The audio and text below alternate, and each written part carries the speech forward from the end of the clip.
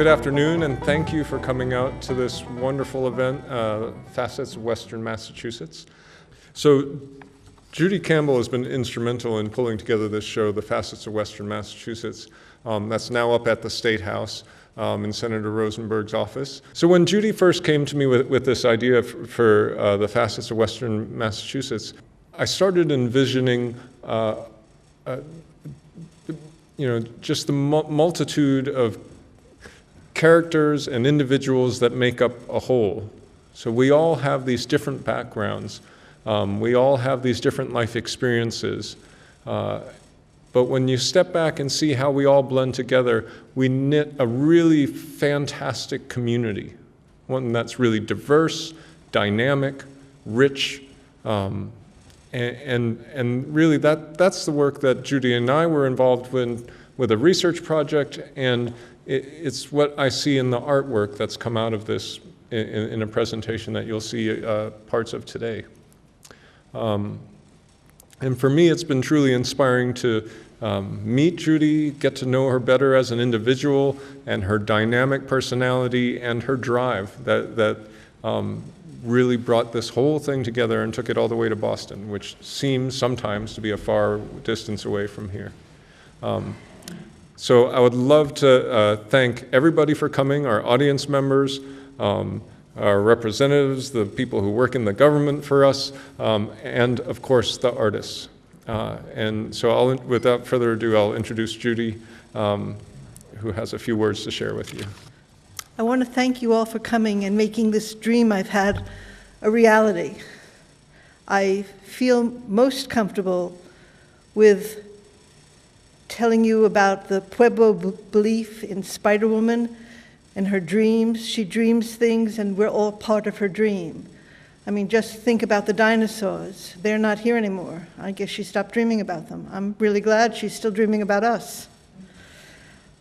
And Leo had this dream, and he and Abby put together a research project on the creative economy, and that's what I found pulled me back into the world of art. And after having participated in a show that they'd put on that was last year, it sort of evolved that this dream that we're having, in inviting Bob Pura to come today, and he couldn't come, he communicated to me that a vision that he attributed to Leo, that the arts and culture of a community is like a potter's wheel, on which the spiritual soul is formed. And it seems that Bob is making education here at GCC like the potter, and we're all creating the soul of our community. Again, the Creative Economy Project, Abby, Leo's partner, talked to my husband, Don, and said, Don, you should really put your thoughts into a picture. And he hadn't made any pictures since high school, but he made a picture, a poster, which was in that art show, and is in this one in Senator Rosenberg's office. And Don captured the dream, and it appealed to the spirit of the mechanics, the machinists from the Museum of our Industrial Heritage. Together, they're seeking to form a school here where the manual and conceptual skills of the past are not lost. The art show today, which will be in Rosenberg's office till the end of June, was based on a theme that made it a little different from many art shows. And the dream and the theme weaves together several of our dreams. I sought art for this show, which illustrates how people and conditions here are different. And the artists who volunteered work for this show, I started to call the Association of Independent Artists, because I had to have some name that was presenting the show. And what you'll hear today is how these artists interpret their work as fitting the theme. There's a book on each room. The Senator's office has 4 rooms. And we'll read what we have in the book in their room where their art is shown, if they're not here today to talk about it themselves. Our first artist from the Uppingill Farm, come up here and talk about your pieces. Okay, so I was asked to go out to the Uppingill Farm, which is on Main Road in Gill, which by coincidence is right up the street from the Renaissance community where I used to live. I've been in this area since 1970, growing up originally in New York City, so coming out into the country was definitely quite an experience in so many ways. The pictures I took, by the way, were literally the day before the big October blizzard. So it's kind of funny to see just, nice New England autumn scenes right before, the deluge hit. I had never been to Upping-Gill Farm before because I had moved out of Gill, years before I think the current owners, Cliff Hatch, and his family came in. One thing I discovered, literally by just wandering around the property, was this incredible, beautiful old country store that's part of his property. It's sort of tucked in the back, so you have to kind of go look for it. And what I did with this picture, and I did with the other one too, is I did a little Photoshop magic I subtracted the color from it. I wanted to look like an old time, almost like a hand-colored photograph, the kinds you had back in the 1940s and 50s. It's a style I've always liked. So I muted the color just to make it look nice and old. I mean, you go in a store like this, you're definitely not in Big Y, as you can see. Just the way everything is wrapped, it sort of takes you back into another era. The lighting is very low and subtle, and just the whole, you almost don't want to touch anything because everything just looks so immaculately in place and everything. Can I have the next photograph? Good. Okay. This is called it's called Making Silage. Being a city kid, I know absolutely nothing about farming, and I know less about cows, except that they give milk. So anybody that does farming, I always really respect because it's probably the last thing in the world I'd be able to do for myself. Silage is very easy to make. You basically take the old corn stalks that you've harvested in October, which is when this picture was taken, and you have this giant crunchy machine there, and you just put it in there and you crunch it. It's like a big, cleaver basically, and then you load it onto your tractor, and we got on the tractor together and went into the back 40 and fed the cows. It was really fun. The cows came over, and they're very curious creatures, and came and ate, and they seemed on very good terms with Cliff. He seems to know each one by name, which I was very impressed by. So basically, this is just everyday life as a farmer. You make food for your cows, you take care of your animals. It's, as we all know, it's extremely hard work, and there's no let-up. Cows do not go on vacation. They do not take days off. They're not union. They are cows, and they need to be taken care of. So that's what Cliff pretty much does. Same thing here, too. I just sort of made this as a photograph to make it look as old-timey as possible. I spent many years living on Main Road, Gill. I consider it one of the more beautiful valley areas in the county. It's just a lovely, lovely spot. I really miss living there. And the farm that Cliff has created, and just the atmosphere that he's created, I think really brings out the true beauty of Western Massachusetts.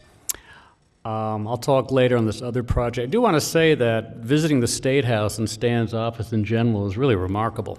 I would highly urge that if you've never done it before, that you go take a visit there. It's right on the Commons, in Boston Commons. It's on Beacon Street. It's a beautiful structure. There's so much history there. They have portraits of governors going back to 1620. All these stern guys in their black suits and everything. But it's just the whole atmosphere of it, all the rooms where the Senate and the House of Representatives meet, and Stan's office, which actually is just one giant art gallery.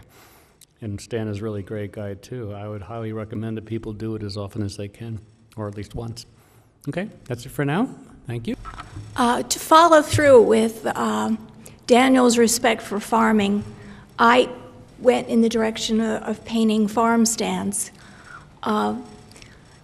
I started the project in the fall when everything was glorious and full of chrysanthemums and gourds and Indian corn. And this is my rendering of the Sobieski farm stand, which used to be called Ripka's on Route 5 and 10 in Deerfield. It used to be the first place you could get strawberries. And it's a new generation.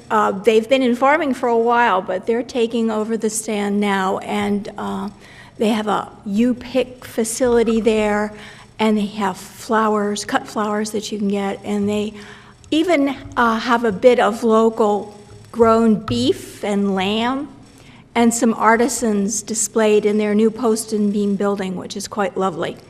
And my whole respect for the area and farming is that there's such a remarkable wide space of river valley here, and we're gifted with remarkable soil that hasn't been ruined, that has been taken care of over generations of farmers, and it's quite, it's a part of the fiber of the area, I think, of the rural area. This is the Clarkdale Orchards, and most of you at one time or another has probably either been there or gone to the stand at the Greenfield Farmers Market. Their first crop to come out in the spring or late spring are the cherries. And they have those at the Greenfield Farmers Market, which is right in the center of town in the Common. And the farm itself has a U-pick operation for apples, and they grow remarkable peaches. Hopefully our early swaying back of temperatures hasn't killed the peach buds, and we'll still have a good peach harvest. They grow some small fruits like grapes and other small fruits that they sometimes sell at the stand, and they also carry other local artisan products like cheese that is grown that is made in various places in northern Franklin County.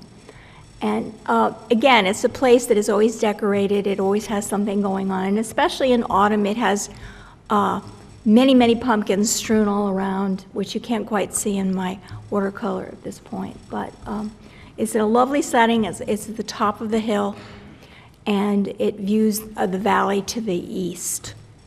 This is the Bars Farm, which is very much more down in the valley. It's on Mill Village Road as you come out of, if you're traveling south from Old Deerfield, and it goes back, the road itself goes back on to Route 5 and 10. It started out as a very small little table with a lock box that the Marshes started, I'm guessing, at least 20 years ago, if not longer, and has evolved to the new edition, which is the most in the forefront. It carries a variety of things. They grow their own blueberries, so they do have some small fruits, but they also have a lot of vegetables, seasonally and cut flowers. The farm itself has been in the family since the middle of the 1800s. It was previously owned by Deerfield Academy of all things, and it goes back even further to other farms. So it's been in farming operation since the late 1600s. You can see in the foreground here the greenhouse where they have a lot of their, they start a lot of things, and there are more greenhouses in the back, and they also have a wholesale operation of shipping with the Pioneer Valley Growers Association, tomatoes and various other fruits where they have large amounts of that particular crop, and they can't sell all of it locally. But most of us in the area know is a way on the way home to stop and get the vegetables for the evening. It's pretty much like the idea of the locavore, which isn't so new to many of us who cooked in season, or the slow cooking people who don't open a package but tend to wash off a vegetable and steam it very quickly and have a delightful meal. So all three of these places have these great foods available nearby, and are one of my personal favorite parts of the valley. So if you travel in your mind's eye from the senator's office and into his chief of staff's office, you come across Robin Parsons images on the wall. I was actually born and raised in Northampton, and I was also an alum of Greenfield Community College.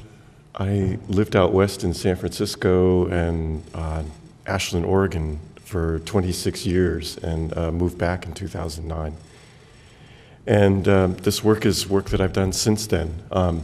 I've been a photographer most of my life. I studied art and drawing here at GCC, but when I got my first Pentax MX camera in 1980s, I embarked on mainly black and white photography. And then about 6 or 7 years ago, started taking up digital photography. And so my work here is basically informed by my interest in black and white photography. A lot of my black and white photography has been about found patterns in nature.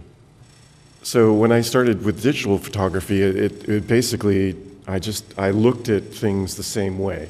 You know, I looked I looked for patterns and found a way to frame them in a way that I wanted them. And about 4 years ago, I hit on this idea of why not, if I'm working with things digitally, play with them using Photoshop, and then go even further and start to layer them. So as I thought about the theme that Judy proposed for this show, I like words, and so the first thing that I have to do always is look up the meaning of words. And so I looked up the word facet, and immediately I was presented with the idea of facet being about like facet of a diamond, so a surface, a small surface on a larger object. And facet also applies to a fly's eye. When a fly looks at things, it sees multiples of the same image with slight variations because each facet has a slightly different perspective. And I thought that's exactly perfect for what I do with my art.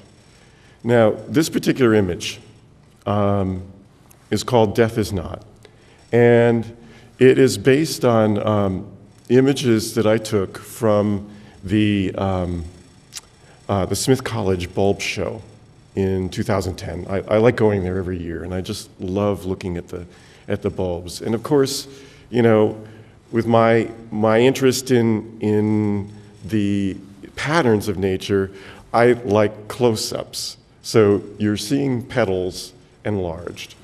But this is multiple images of petals here. And so what I do is I take one image that's basically I choose one image as the strongest image, and I put that as the base image. And then I take other images and I put them on top and layer them and play with the opacity until I feel like an entirely new image is starting to emerge. So there's patterns of bulbs here. And then in addition, what I've done here is I've taken an image from a gravestone, typography from a gravestone. Actually, this is a gravestone from Hadley, a very old cemetery in Hadley. And I've superimposed that onto the image of the bulbs to give a contrast between the difference between permanence and impermanence, death and life, and obviously color and not color, or you know the black color from the gravestone. It stands out against the vibrant color of the bulbs. Next slide. Again, the base image is from the bulb show at Smith College. But it's also got another image superimposed on it that's from a day where I just decided to go cross-country skiing up at Northfield Mountain. And I was going along, and I had my camera with me, and there was this little tiny ledge, I mean, not more than 4 feet high, that had these icicles hanging off of it. And I thought, wow, that is just exciting. Once again, it's, you know, for me, it's about, I guess I think microcosmically, you know, when I'm thinking about photographs. I mean, not that I haven't done landscapes, I like landscapes too, but for me, I've just always been attracted to details.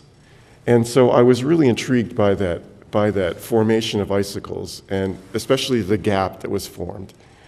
And so I just thought there's a certain amount of linearity to that, and the bulbs it's just like the pattern is just like going everywhere. And so there's not, and so this represents a certain amount of contrast between organization and lack of organization.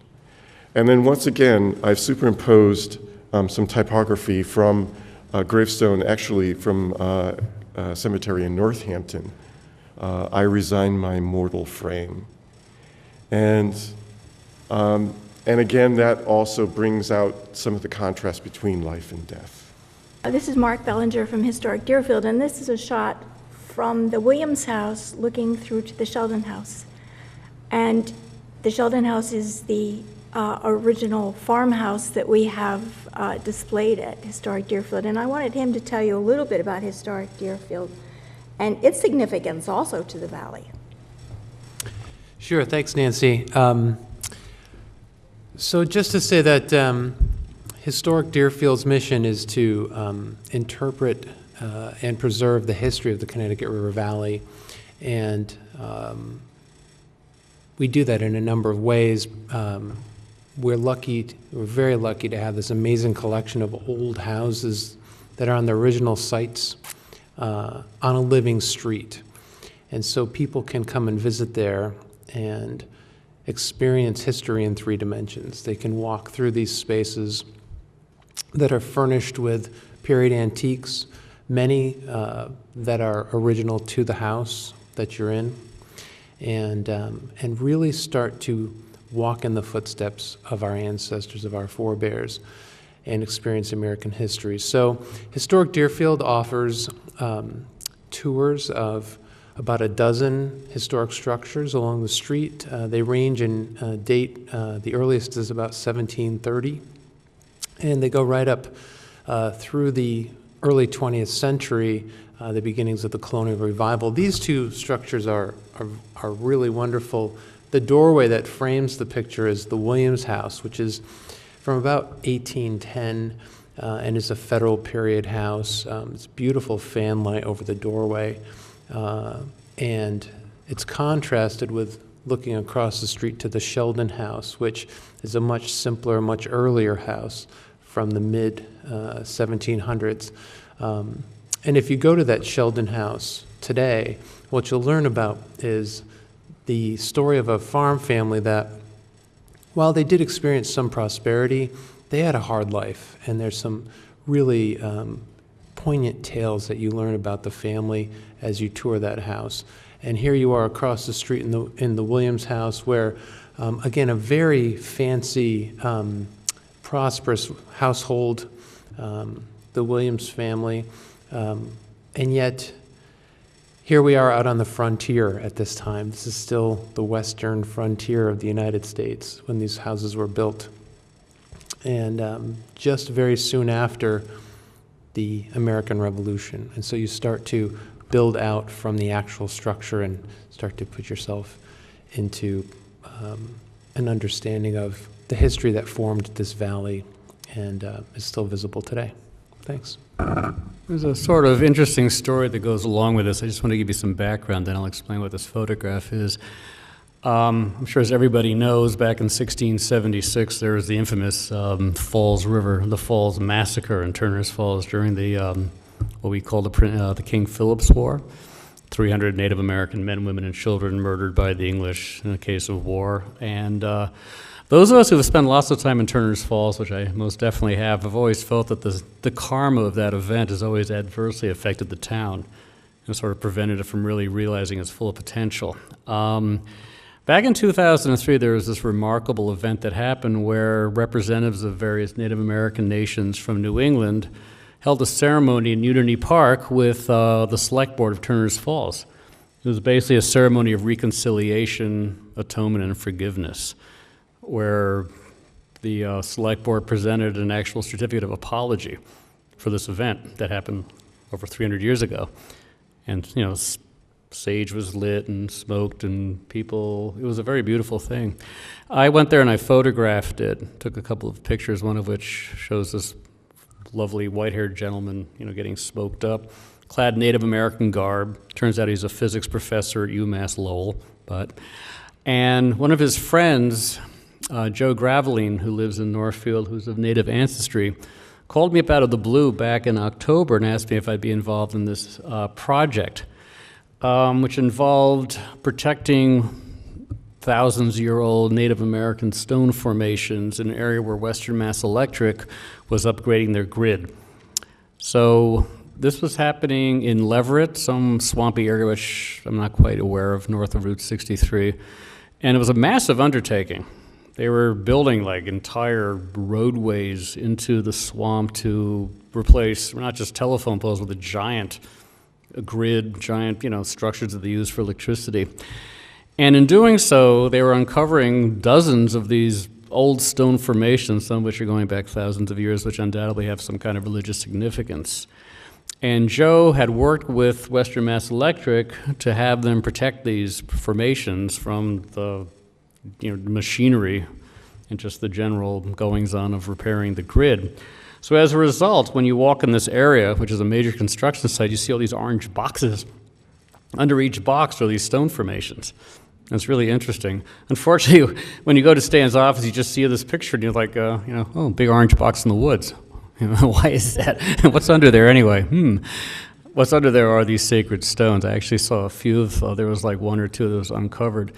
And I guess what impresses me about this project is that a company like Western Mass Electric, your basic energy company, would take the time and the expenditure and the effort to protect these Native American stone formations that are sacred to a culture which, quite frankly, no longer exists in the area. The people who put these in there hundreds, if not thousands of years ago, sadly are long gone. So the fact that they would do this just out of respect, and it took some time and effort to do it, I think is quite laudatory. So this is just one of the individual boxes, these big orange boxes in the woods that I took. This is an aerial photograph of the scene. I had a lot of fun doing this. This one thing gives you this is just maybe 1/10 the size of the actual project. You'll notice they built this entire platform out of huge, beams, which they can run their heavy equipment over. But if you look over on where the the white snow line meets the tree line, you'll see all these orange boxes. You see them right over here. Everything you see in orange box is basically a sacred stone formation. So this aerial photograph sort of gives you an idea of the scale of it, and you can see on the left-hand side, those are the giant towers that are going up to replace the old ones for the electric grid. I own a small airplane, which I can open the windows in, which is kind of fun. So I basically flew over the site at about 600 feet above the ground at slow flight, opened the window, leaned out the airplane, took my photographs, stayed in the air, and it's always important, and took this shot, which came out remarkably clear. Unfortunately, I don't know what's happened to the project. I know Joe wanted to get the Narragansett Nation involved, and it was a big thing which involves a lot of Native American politics, which I don't even want to begin to get into. So the project might have been discontinued as far as getting greater tribal cooperation in this. As far as I know, when we came here in November, they were calling it quits for the winter that never happened. So I think they've pretty much picked up on where they left off Western Mass Electric. As far as I know, these boxes are still in place, the sites are still protected, and I hope we learn more about it in the future. I grew up outside of New York City, about an hour outside of New York City, in a very pastoral, beautiful place, wandering in swamps, looking at little creatures and collecting wildflowers. And I went to California I went to college in then California, and I came back, and a lot of what I really cherished was really gone. I always say I grew up a country kid, and my sister, 15 years later, grew up a city kid. And so moving to Western Mass was a reclamation of my values in childhood and my values about the land and preservation, beautiful historic homes. I live in a 1744 home that I've been continually working on for the last 40 years, and I take care of the Unitarian Church that's 1739, both in Bernardston. Once in a while, it's really nice to go walk in Old Deerfield where somebody else is taking care of the buildings. And that's where this picture is taken. In the base of this is a house and barn, which always looks neat and tidy in Old Deerfield, which, as you know, if you're trying to take care of old buildings, it's not too neat and tidy usually. The significance of the Trillium to me, the resilience of nature, and that we do have to think about what is in our hands.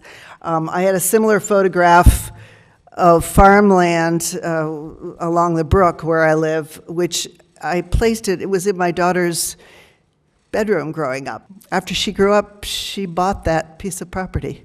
So I think images are very important, and art is very important. A really important part of of our community in Franklin County is the accessibility of the arts, the realness of the arts, the realness of music and culture, and that it's all very accessible, and I do what I can to make that happen as well. The cows are my neighbors. I'm proud to say that I feed a lot of those cows because I'm not a farmer. I just have great admiration for people that keep those farms going, so I donate my hay to the local cows and cherish the pastoral views. The bloodroot is just all over the banks right now and of the Couch Brook, and the verbena is in the woods, so I cherish the woods. One thing that I did when I came to the area was I went to work on a master plan for Bernardston. That's one of the things I'm really proud of. And then my husband did the harder part, which is he was on the planning board for over 20 years trying to keep those preservation laws working. I think that's good. That's what I wanted to say about Western Mass in this collage. In 1974, Roger Cartwright, who you can see playing the accordion here, he was living in the Boston area and dancing Morris with a handful or so of guys, and he had this vision. What if we had a team? What if, like, in 10 years there were 10 teams? And I think 10 years from the time he wrote that letter, there might have been 100 teams in America. The Morris really took off in America, and it especially took off in Western Mass. There seems to be something in the water out here that promotes community. And part of his vision was doing the same dances with the same music and the same people in the same places year after year after year.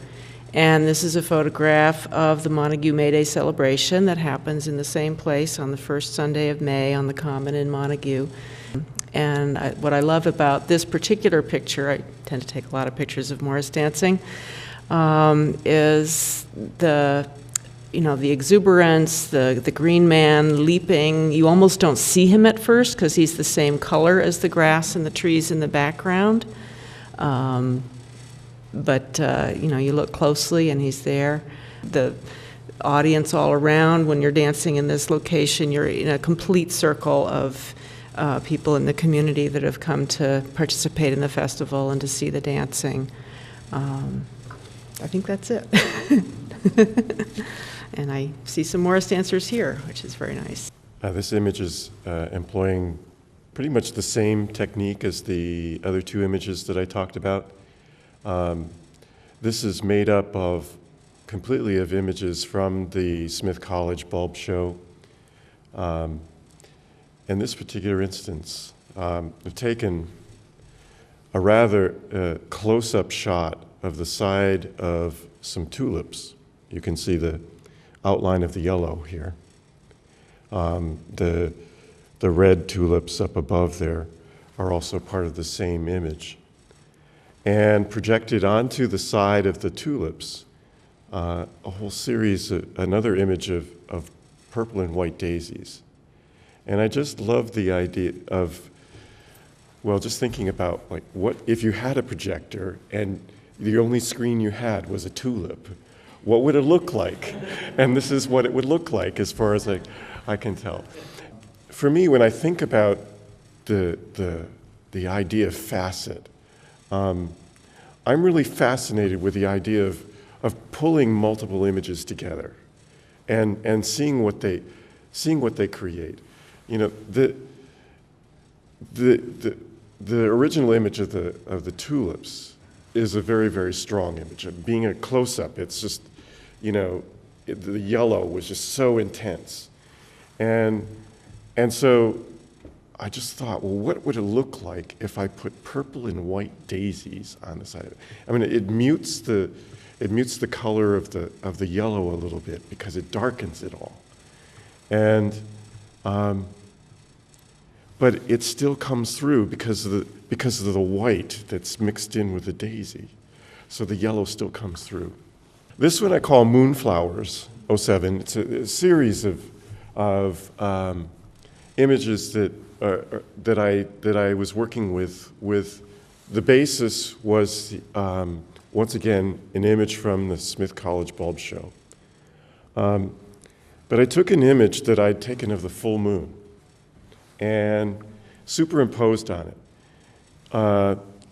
the image of the bulbs. And once again, for me, it's about contrast.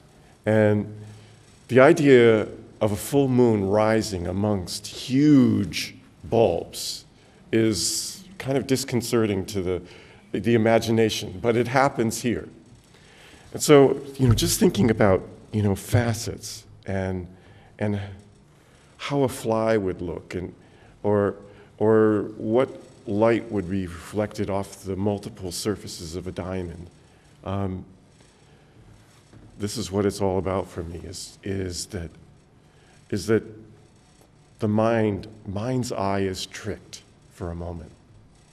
And that's what my images are about. Don's been teaching a course to train these people in the lead law for the EPA, and I was making their badges that they got after they completed the course, and their faces were so wonderful.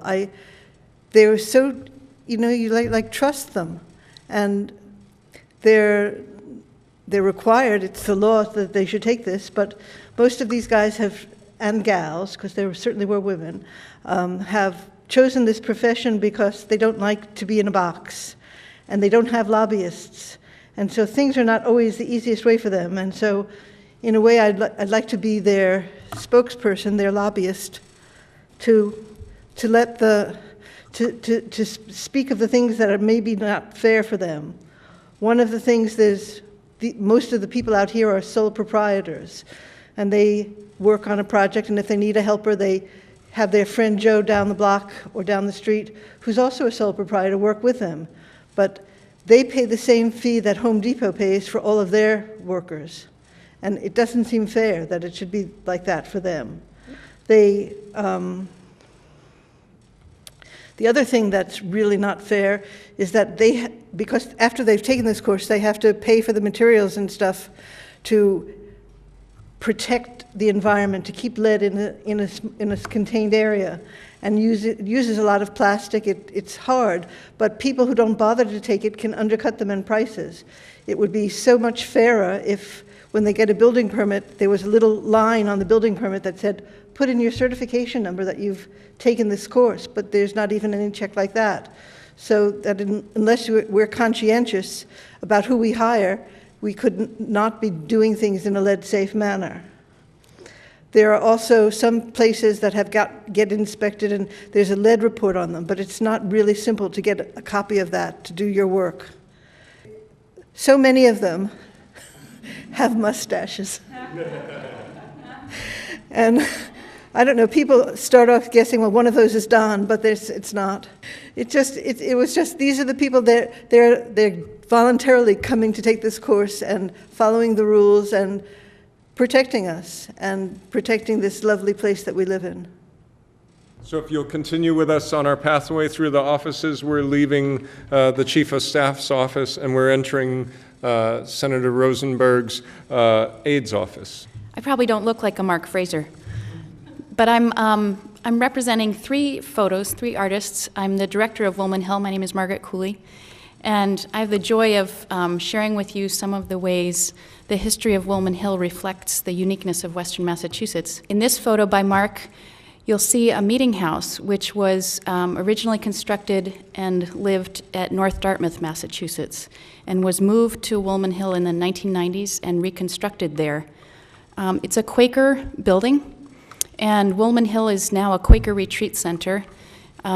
Quakers value peace, equality, integrity, simplicity, and Woolman Hill is now trying to emanate those values in what it does. This meeting house, to me, represents how the eastern part of Massachusetts, which is now very developed, has kind of filtered over to Western Massachusetts, and this meeting house physically filtered over to Western Massachusetts. This meeting house was, in its original location,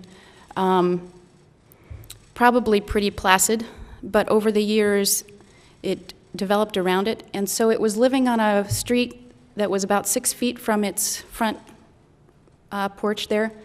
And there was a fire station, a McDonald's, a mall, and various other things right around this building. So I like to believe that in its new incarnation, it's breathing a little easier.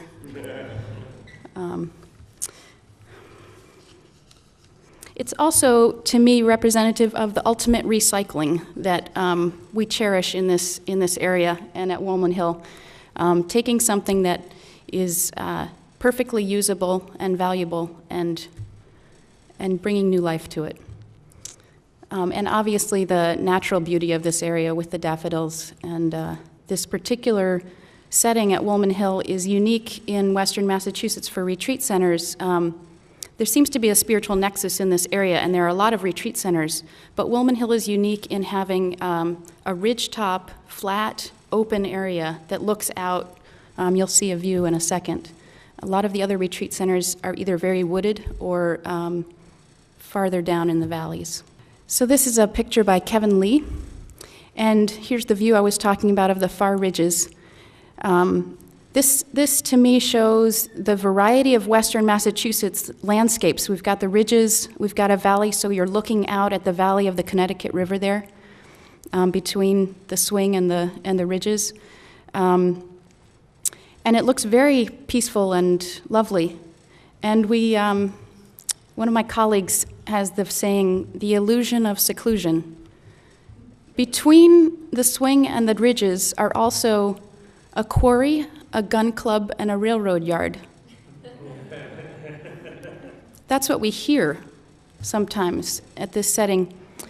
And underneath this land that you see is all trap rock. This used to be called Trap Rock Farm. And the trap rock is, as we know, valuable for making gravel and roads. So this, to me, represents the tension all the time between our human and social development, the things that are taken from the land or that vary the land, and that can mar this particular type of landscape. There's also, to me, this empty swing has an invitation in it, and it also has, to me, a type of sadness.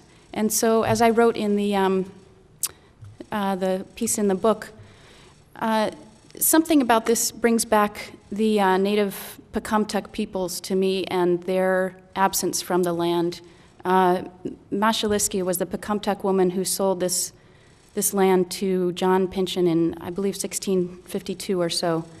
And over the eras, of course, it's been farmed and lots of other things have gone on. But there's, to me, something in that emptiness that someone earlier spoke to as well. The other thing I wanted to just mention is that just to the right of this tree you see here is the main conference center building on the land. And the tree's roots actually go into the foundation of an addition to the building, and that addition is made up, it was built in about the 40s, 50s, and it is made of beams and woodwork that were taken from a barn in Vermont and a building that was taken down when the Quabbin Reservoir was made. So there's another way that recycling and the history of our human intervention with the land is you can't quite see in this photo, but it's close by.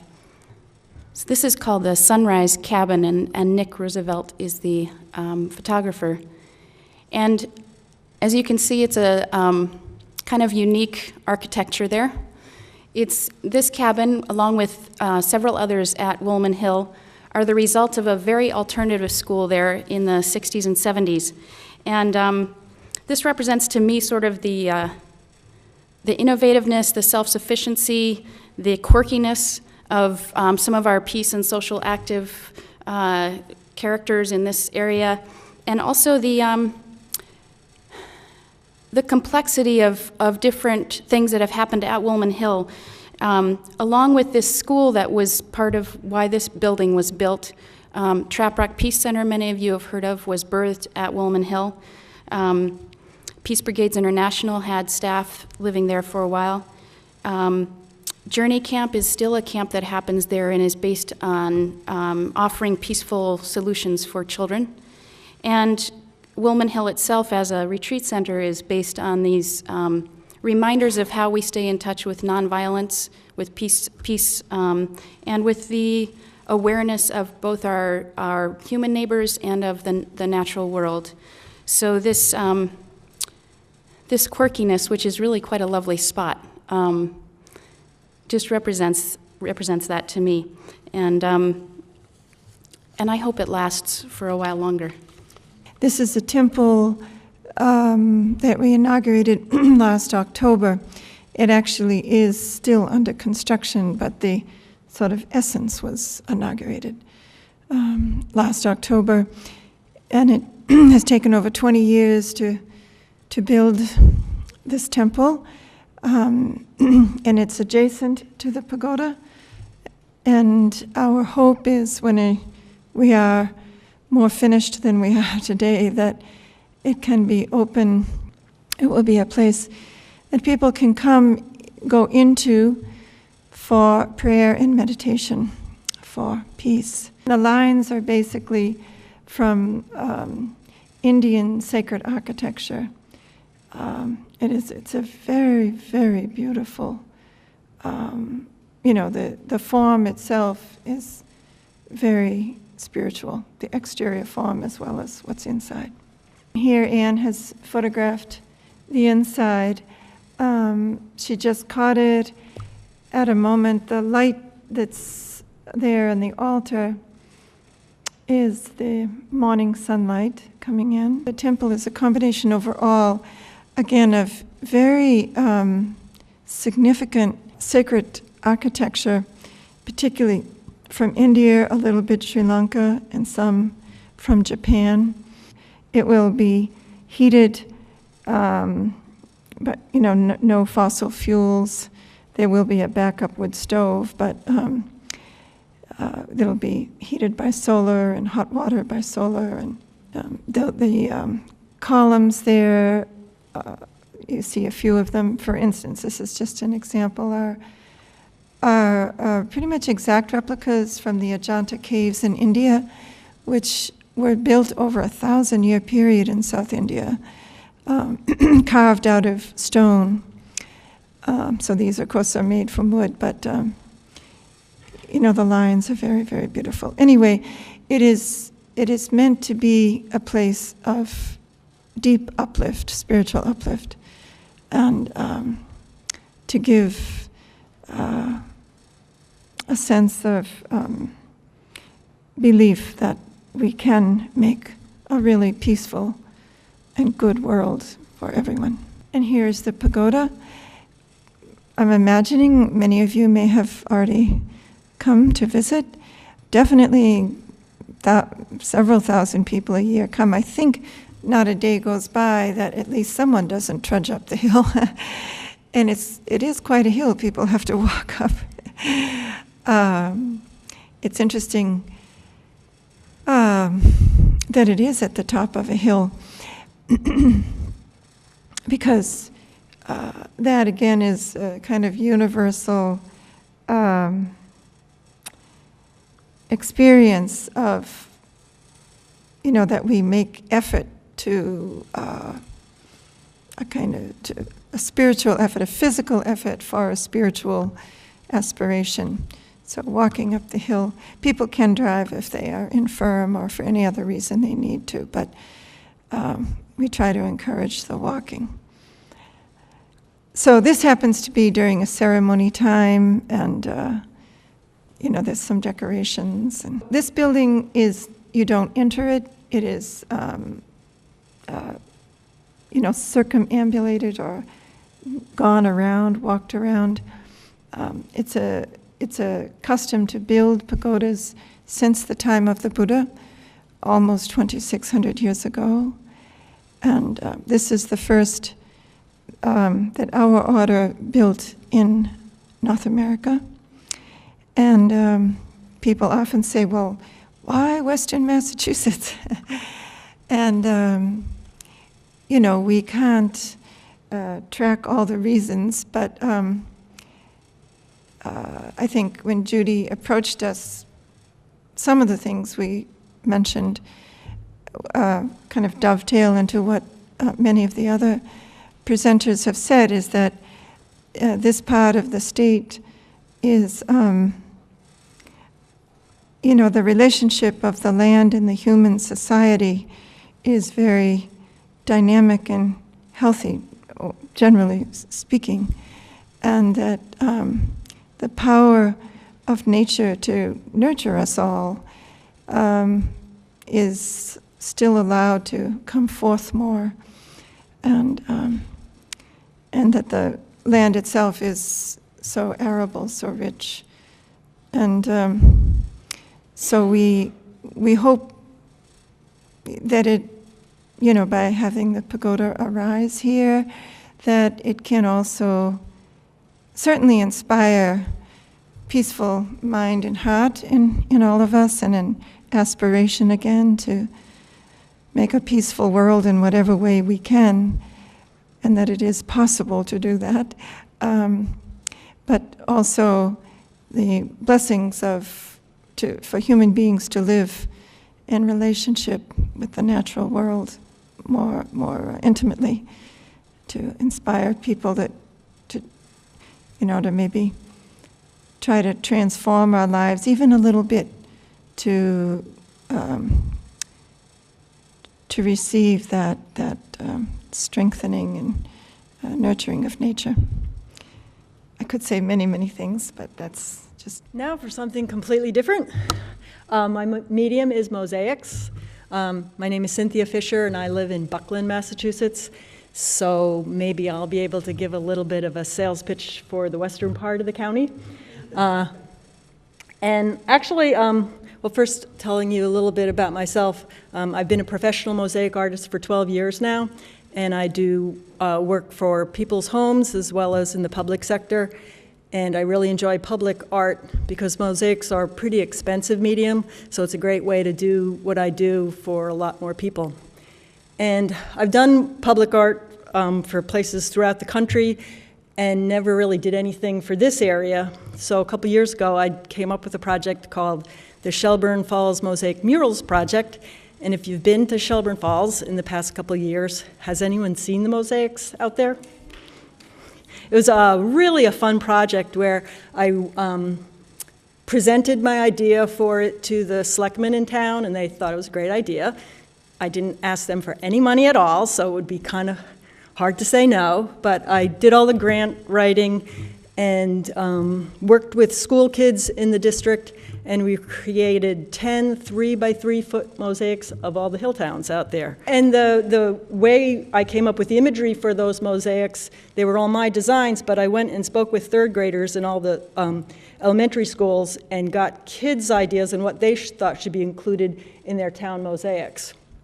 And that was really a lot of fun. So I did drawings based on their ideas, then I went back to the schools and we all assembled the mosaics together. And in addition to that, we did 2 mosaics, 3-by-5-foot, one of the Deerfield River environment, and the other one was the American Indians living in the area, which was fascinating to learn all about that. So that was a great project. And for me, that was a way of being able to express my appreciation for the beautiful area that we all live in, which I think has really come across in all of the presenters, what everybody's had to say, that we all just love it out here. In terms of this piece, I also do a lot of my own mosaics, and this is just one of them. I've done a whole series of abstract pieces that I have based on, again, the natural environment of where I live. This is obviously not part of that series, but barred owls are pretty cool. And even yesterday, I was out running in Hawley State Forest, and I heard, "Who cooks for you?" at 1 o'clock in the afternoon.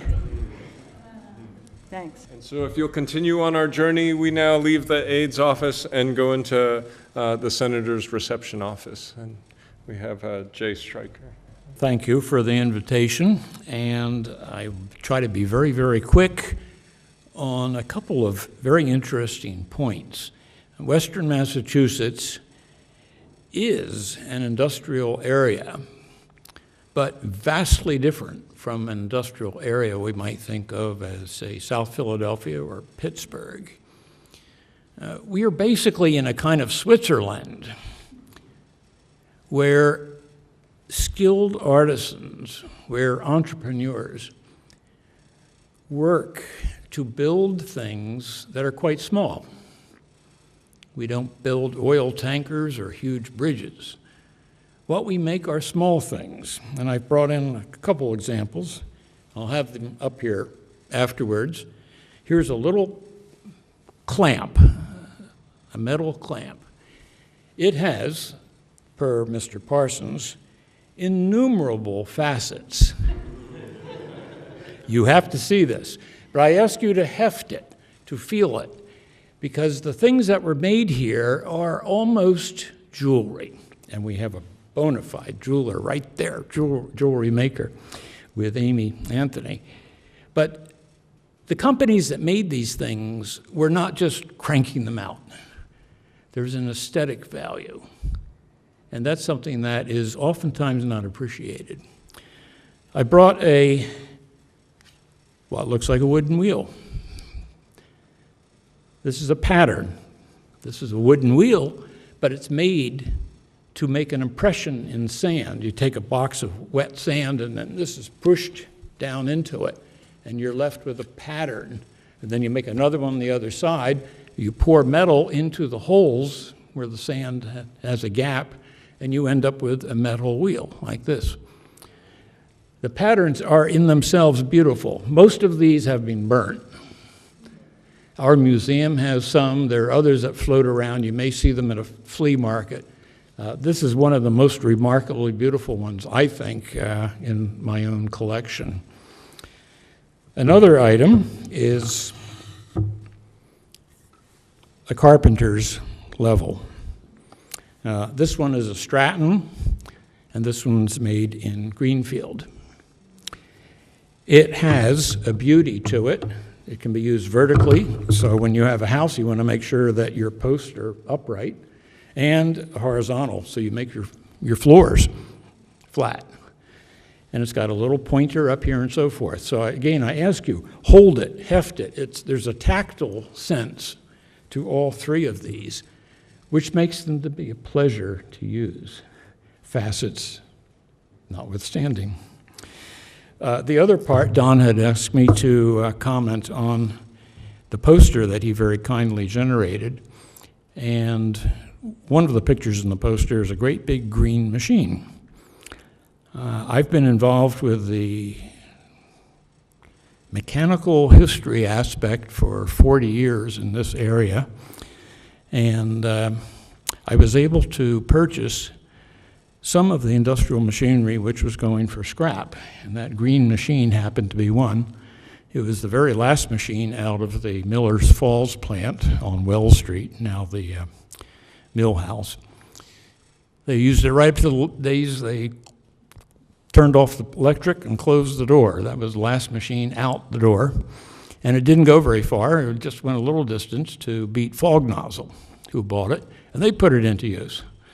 And then eventually, being a mechanical machine, it's hand-operated totally, no computers. So eventually it ended up in a scrapyard, and I saw it in one of these places, and I agonized over getting it. So my agonies turned into a great long internal dialogue. So I decided to buy it and its baby sister. So I have the two green machines in my workshop, which eventually become part of the museum. But the one that's pictured has a big connection with the moon. We saw flower pictures representing the moonrise. Well, Greenfield's got a chunk of territory in making a claim, because that green machine was used by Beat Fog Nozzle to make water sprayers. Water sprayers down at Cape Canaveral, Cape Kennedy. And when you see those huge white plumes when those rockets go up, that's not smoke. That's water spray. Because the exhaust of the rocket is so incredibly hot, it damages the launch pads. So that wet, that cloud, that huge spray is used to protect the launch pads from the rocket from the first seconds that it's just sitting there like a giant blue torch, which damages them. So Greenfield literally has a connection with the Apollo, the moon landings, the space shuttle, all of that from a very simple piece of equipment, just as the Stratton level, wood, brass, glass, is simple but beautiful. So I would suggest that we consider Western Massachusetts as perhaps, my friends in the East don't agree with it, but I would say that Western Mass is the flower of Massachusetts. When we were working on the project with Abby and Leo and getting ready to do this show in Amherst, Abby says, well, aren't you going to put something in? I said, well, and she said, put your idea into a picture form. And this is what came out. And Jay's machine, and there's in the brown part on the top left. But this is, a tree is an image that I've had with me for a long time, which is why I called it treeing into form. It's something, when something gets expression in the world, it's come up from a root somewhere and in through you, and then it's the creative reach. And it also can represent past, present, and future. Our ancestors are the roots. Some of us are in the tree trunk, some of us in the leaves. The creative leaves, they die when they're separated from the tree. The tree dies, so the leaves leave them as well. So the community needs each other. It's a form of, it's an image of community, but it's also the past, present, and future. So in the bottom section, there are images. In the bottom right, the first production automobile made in America, internal combustion, made in Springfield, the Duryea. I think it's 95. I'm forgetting a little bit. The bottom left, the Green River knife. The Green River knife was the preferred knife of the mountain men in the West. It shows up in books once in a while. John Wayne there's a scene in a John Wayne movie where he's driving up to the Green River. I just found meaning up to the hilt, because that's where, right at the handle is where it said Green River Works for our Green River here in Greenfield, made by the Russell Cutlery. And that's got quite a story. That knife went all over the world and was the beginning of a big industrial tradition here, industrial in the creative sense. The things got developed here. John Russell himself was a silversmith. He got tired of living up here, went to New York for a couple of years and got disenchanted with New York City, came back. But he was a silversmith. Now, how did he get into good knives? He was very smart. First, you work with the best materials, Swedish iron. And you look in the old way bills, Swedish iron was coming up in flatboats up the Connecticut River to Greenfield. He knew about metal, but he didn't know about iron and steel. Well, what do you make first? You make the thing that it's hard to make a mistake with, to learn how it works. He made chisels and axes first, before he got into the cutlery. Before the cutlery merged with another company and moved to Southbridge, while it was in Turner's Falls, it was, for a while, the largest cutlery in America. So that's something to be, that was really, it's a profound tradition here. The middle section, this is something that's going on today. And these are all pictures from a shop in Northfield. Maybe 6 guys work there. Not going to get on anybody's map. You don't drive by it. If you did, you wouldn't know what it was. But he gets jobs that are very high tech. The top right, there's a collection of parts there.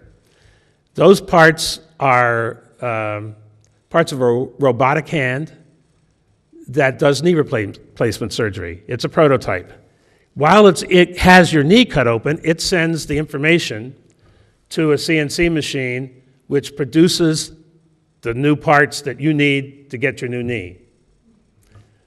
That is for I think it's Washington State, the medical university out there in Washington. But if we're going to build on our heritage now, there's people looking for work, there's a tradition here that's wonderful. It's really, in a lot of ways, the Silicon Valley of high precision, small, creative pieces in the world. How are we going to keep that? A lot of the best machinists are aging out. Well, mentoring. And there's John Pasilia, some of you know Iron Johnny, with a high school student that he's mentoring and teaching him in his shop. There's also a picture in one of the GCC catalogs, I think not this one, but the one before, of Bob Pura with Iron Johnny working on a piece. And so this whole thing is leading toward the innovation that we need, and hopefully we'll see at some point the Franklin Institute of Mechanical Arts. So this is how I put my idea on paper, and thank you, Abby. My name is Ed Gregory. Quick rundown, native of Turners Falls, Massachusetts for the first 23 years of my life. And the last 43 years have been spent here in Greenfield. My interests lie in paleoichnology, New England geology, and local history, which brings us to John Pasilia. Johnny is a blacksmith in the true nature of the sense. He has a shop on Pierce Street in Greenfield. It's known as the Pierce Street Iron Works. And during the month of January, he and I collaborated on a photo shoot. I do a lot of local historical photo imaging for various projects around town, around the county, I should say. And there's a lot going on now in Franklin County. But I went over and spoke with John pertaining to the Pierce Street Iron Works, and we shot about 250 images of his buildings, the exterior and the interior. He has two buildings there, and one of them is a wooden structure, and it's painted red, which you'll probably see in the next image. That is the machine shop for his particular business. And the building that's adjacent to it is a two-story brick building, which is the foundry where he is now. Or is he? No, he's in a machine shop there, it appears. And if we may see the next image, please.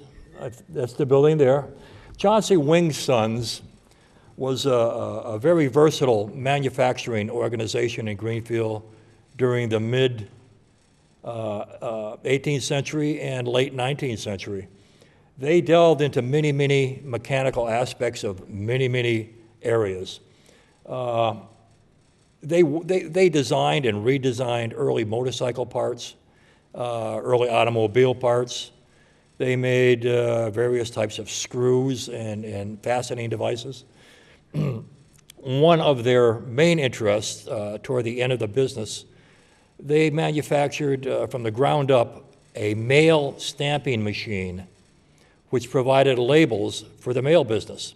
Quite an intricate piece of mechanical ability went into that. If you folks have a chance to see or to visit this place, you should get a hold of John, and I'm sure he can be reached through the the Museum of our Industrial Heritage, which he's an officer there or a member there at least. John puts on various displays at typical events around town, and you may have seen them with he has a small forge there. And he'll make little pieces of wrought iron as demonstration pieces. The building you're looking at here is John's machine shop, and this is the east facade with Pierce Street being to the right. The building to the left is kind of an outbuilding, and directly behind this is his two-story brick building, which houses the foundry.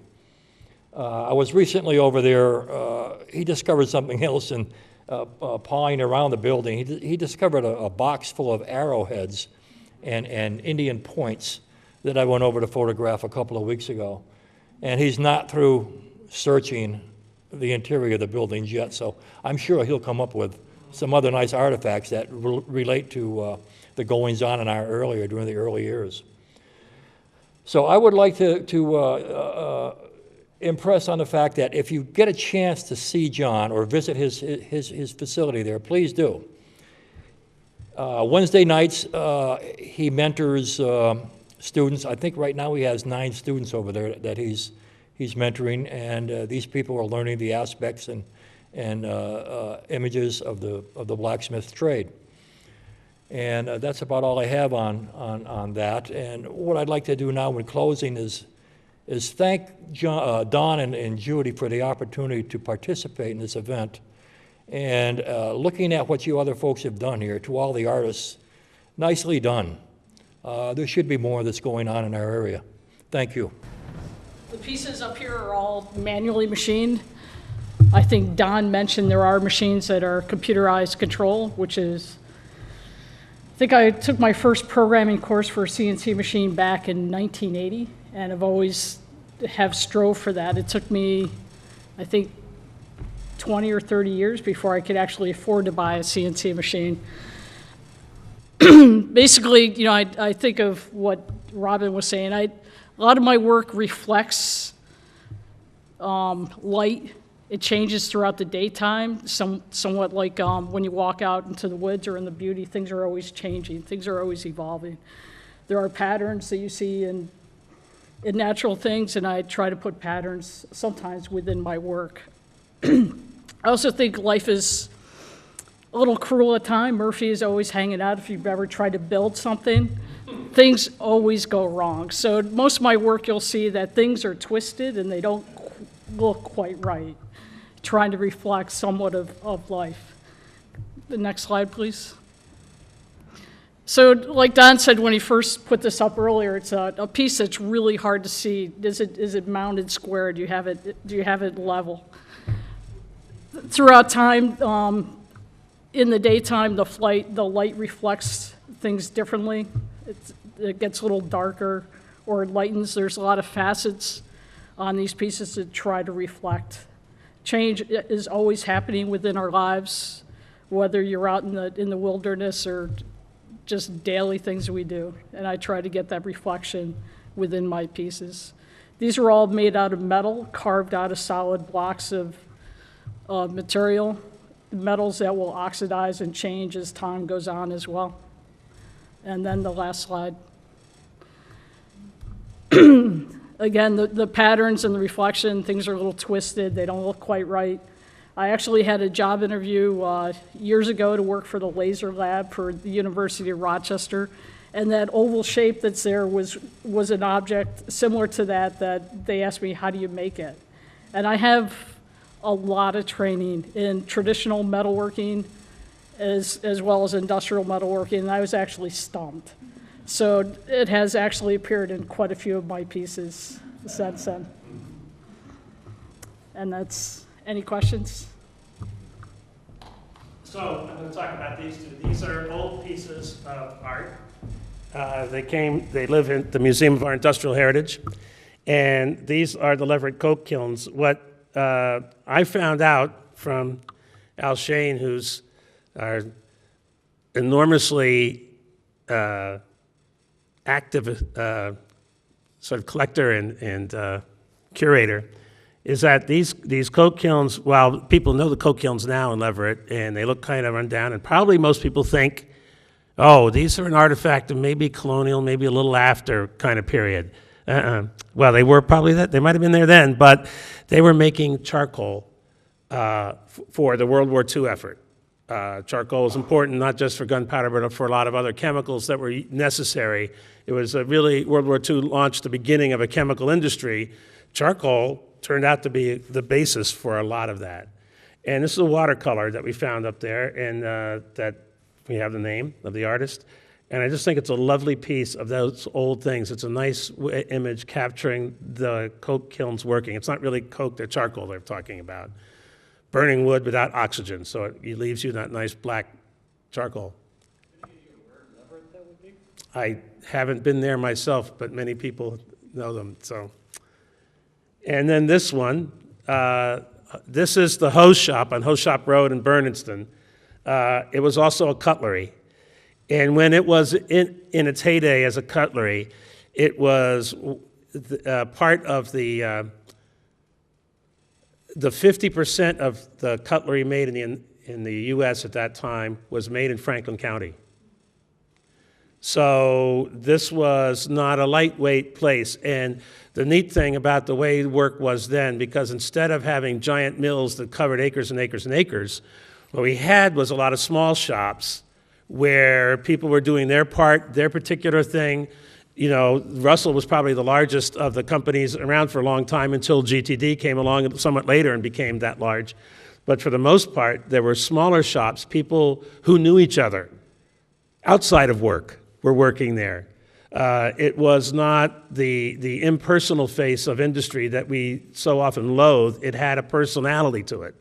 And there's one picture I wish we could have had of the power coming from the river in Berniston over to where the Berniston Farm Supply is now.